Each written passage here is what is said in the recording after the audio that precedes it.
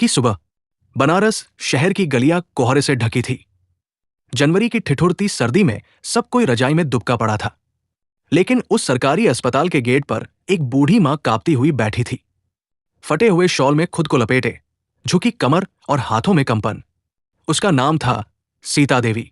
उम्र लगभग 70 के पार।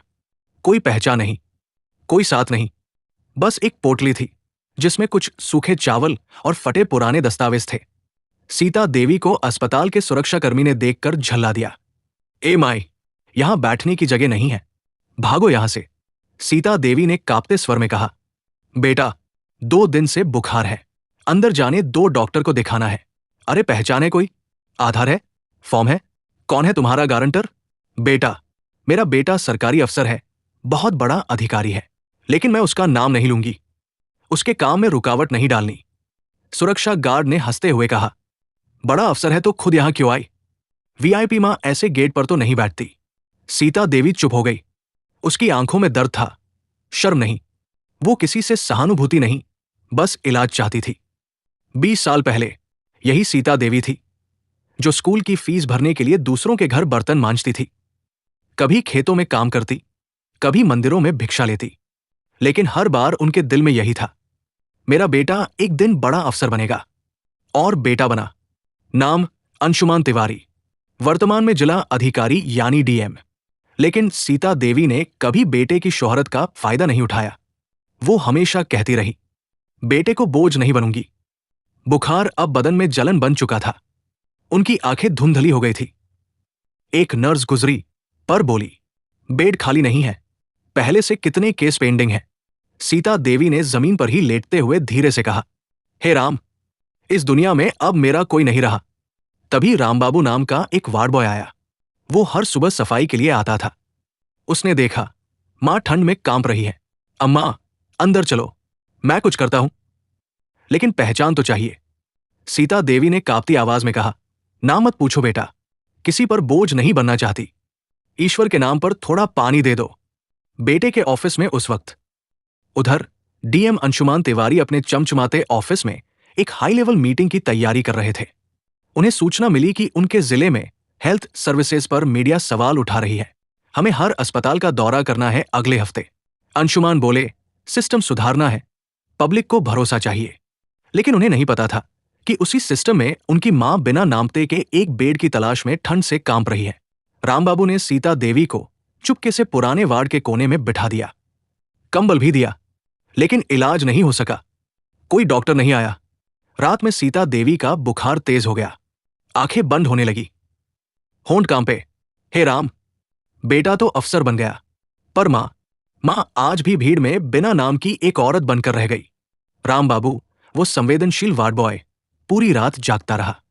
उसने सीता देवी के पास बैठकर उन्हें थोड़ा पानी पिलाया, उनके माथे पर गीला कपड़ा रखा। लेकिन डॉक्टर की कोई ड्यूटी उस वार्ड में नहीं थी। पुराने वार्ड को लोग भुला दिया गया जोन कहते थे। वहां आमतौर पर लावारिस, बेघर या जरूरतमंद लोग लाए जाते थे जिन्हें कोई नहीं पहचानता। और आज वहां डीएम साहब की मां पड़ी थी, बिना किसी नाम के, पहचान के, बस एक बुजुर्ग महिला बनकर। अगली सुबह नर्स सीमा अपनी ड्यूटी पर आई। उसने जब देखा कि एक बुजुर्ग महिला वहां बिना दाखिला रजिस्ट्रेशन के पड़ी है तो झल्ला गई। रामबाबू, कितनी बार कहा है बिना रजिस्ट्रेशन किसी को मत लाओ। ये अस्पताल धर्मशाला नहीं है। रामबाबू ने नम्रता से कहा, मैडम, बहुत बुखार था, मर जाती तो कौन जिम्मेदार होता। सीमा ने नजरें घुमाई। अरे इन बुजुर्गों की तो हर गली में भरमार है, बेटे बेटियां छोड़ जाते हैं, फिर हम क्यों करें सेवा। सीता देवी चुपचाप उनकी बातें सुन रही थी।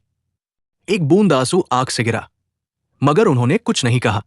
सरकारी अस्पताल की व्यवस्था दिखावे में दुरुस्त थी, लेकिन असलियत बहुत खराब। दवाएं ब्लॉक में रखी जाती, पर मरीजों को नहीं मिलती। डॉक्टर 10 बजे आते, 12 बजे चले जाते। गरीबों को घुमा दिया जाता, बेड नहीं है कहकर। नर्सें कहती, सर्जरी तो प्राइवेट में करवा लो, यहां बहुत लाइन है। सीता देवी की बीमारी गंभीर होती जा रही थी। उन्हें तेज कंपकंपी, उल्टी और दर्द हो रहा था, लेकिन कोई डॉक्टर चेकअप को नहीं आया। डीएम अंशुमान तिवारी सुबह की मीटिंग खत्म कर रहे थे। सचिव ने फाइल दी। सर, यह जिला अस्पताल की रिपोर्ट है। मीडिया ने पिछली बार कुछ शिकायतें की थी। अंशुमान ने फाइल उल्टी पलटी। शिकायतें थी, वृद्ध मरीजों को इग्नोर करना, लावारिस केस में ढिलाई, स्टाफ की बेरुखी। अंशुमान बोले, मैं खुद जाऊंगा, बिना बताए विजिट करूंगा। उन्हें नहीं पता था कि उसी अस्पताल में, उसी लावारिस लिस्ट में उनकी मां का नाम जुड़ चुका है। बिना बताए, बिना पहचाने। रामबाबू परेशान था। उसने दोबारा डॉक्टर से कहा, सर, वो बुजुर्ग महिला बेहोश हो गए हैं, कुछ करिए। डॉक्टर ने कागजों में देखा, नाम, उम्र, परिजन का नाम। रामबाबू बोला, नाम नहीं बताया, सिर्फ कहा बेटा सरकारी अफसर है। डॉक्टर हंस पड़ा, हाँ, हर कोई अब डीएम का रिश्तेदार बनकर आता है, इलाज मुफ्त में चाहिए, वीआईपी सेवा भी। किसी ने नहीं समझा वो महिला सच्ची में डीएम की मां थी। तभी अस्पताल में एक लोकल न्यूज रिपोर्टर पहुंचा, दिनेश। उसने देखा एक बूढ़ी महिला ठंड में बुरी हालत में बेड पर पड़ी है, कोई डॉक्टर नहीं। उसने फोटो ली, वीडियो रिकॉर्ड किया और सवाल पूछा, नाम क्या है माई? सीता देवी बोली, नाम से क्या होता है बेटा, कोई मां बेनाम नहीं होती, मेरा नाम बेटा है। दिनेश ने कुछ समझा नहीं, लेकिन उसे यह वीडियो कुछ खास लगा। उसने उसे वायरल कर दिया। बेनाम मां, सरकारी अस्पताल में तड़प रही बुजुर्ग महिला, कोई सुध लेने वाला नहीं। शाम को डीएम अंशुमान ऑफिस में बैठा था। उसका फोन बजा, उसकी पत्नी ने वीडियो भेजा, अंशु, देखो, ये वायरल वीडियो देखना जरूर, ये मां कुछ तुम्हारी मां जैसी लग रही है ना। अंशुमान ने वीडियो देखा, धीरे धीरे जूम हुआ, और जब चेहरे पर नजर आई झुर्रिया, जब सुना मेरा नाम बेटा है, तो डीएम की आंखें खुली रह गई। नहीं, ये तो मेरी मां है, बिना सिक्योरिटी, बिना वर्दी, बिना फॉर्मेलिटी। डीएम अपनी सरकारी गाड़ी में अस्पताल की ओर भागा। फोन घुमाया, सीएमओ को बुलाओ, पूरा अस्पताल स्टाफ लाइन में खड़ा होना चाहिए। मेरी मां। उसका गला भर आया, उसका चेहरा पसीने में भीग गया। अस्पताल में भगदड़, डीएम साहब आ रहे हैं। शाम के 6 बजे थे।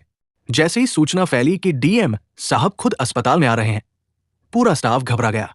डॉक्टरों ने कोट पहन लिए, नर्सों ने फाइलें सहेज ली, सफाई कर्मी झाड़ू लेकर इधर उधर दौड़ने लगे।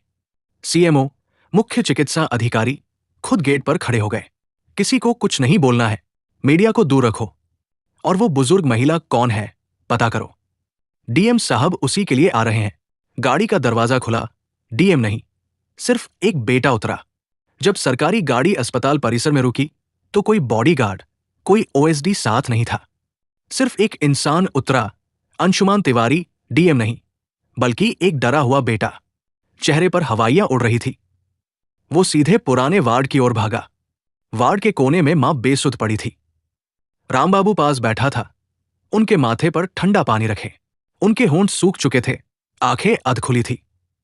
अंशुमान जमीन पर घुटनों के बल बैठ गया। मां, देखो, मैं आ गया। कोई प्रतिक्रिया नहीं। एक नर्स ने धीरे से कहा, बुखार दिमाग पर चढ़ गया है, इन्हें पहचानने में वक्त लगेगा।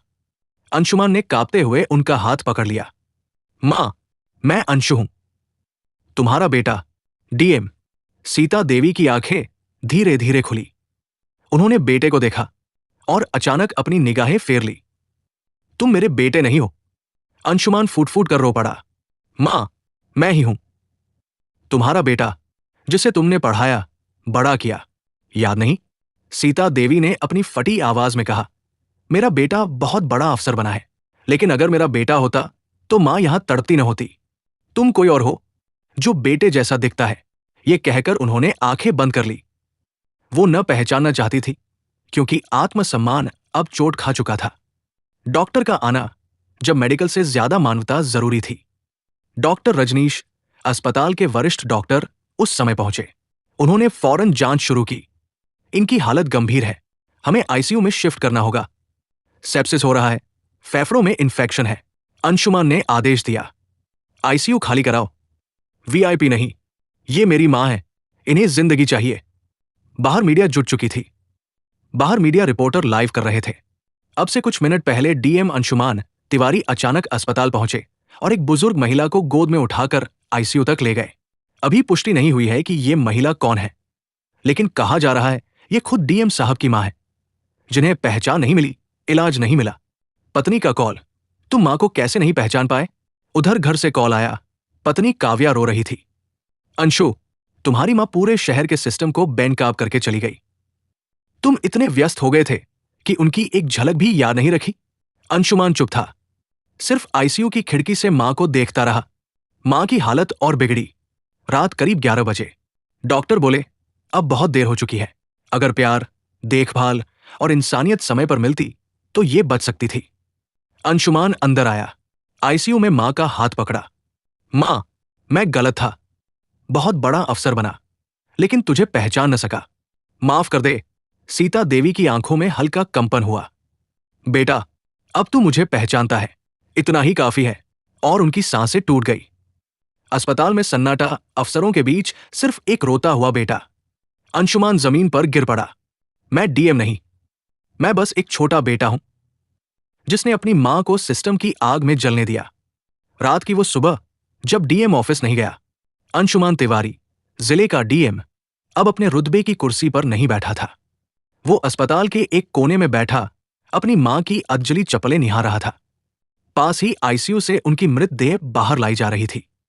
उनके चेहरे पर शांति थी, लेकिन सिस्टम पर एक करारा तमाचा भी। अंशुमान ने चुपचाप कहा, मां, आपने मेरा सब कुछ माफ कर दिया, अब मैं कुछ नहीं छोड़ूंगा।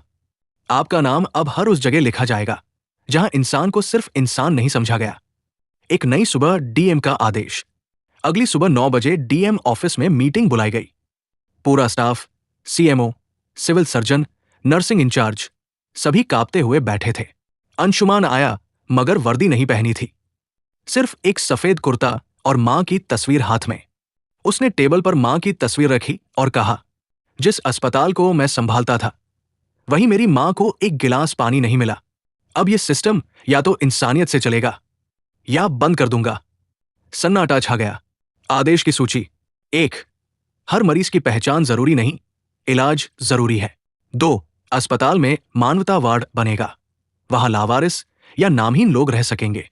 3, जो मरीज खुद को बेटा या बेटी कहकर किसी को याद करे, उसे नजरअंदाज नहीं किया जाएगा। 4, हर डॉक्टर को महीने में कम से कम 5 बिना नाम केस करने होंगे फ्री। 5, मां के नाम पर एक सीता सेवा स्कीम शुरू होगी, हर गरीब बुजुर्ग के लिए। 3 दिन बाद अस्पताल का एक हिस्सा पुनर्निर्माण के लिए बंद हुआ। वहां एक नया नाम लगाया गया, सीता सेवा वार्ड, हर मां का सम्मान। और उद्घाटन करने पहुंचे स्वयं अंशुमान, बिना वर्दी, बिना झंडा, सिर्फ मां की तस्वीर लेकर। एक शाम अंशुमान अकेले उस पुराने वार्ड में गया जहां मां पहली बार तड़पती मिली थी। उसने फर्श पर झुककर वही शब्द दोहराए जो मां ने कहे थे, मेरा नाम बेटा है। और बोला, अब हर मां के बेटे बनेंगे। मां, ये वादा रहा। मां की अस्थियों का विसर्जन। गंगा किनारे सीता देवी की अस्थियों का विसर्जन किया गया। लाखों लोग इकट्ठा थे। कोई नारा नहीं था, सिर्फ एक मौन, हर मां की कीमत पहचानो। इसी स्टोरी सुनने के लिए चैनल सब्सक्राइब करें।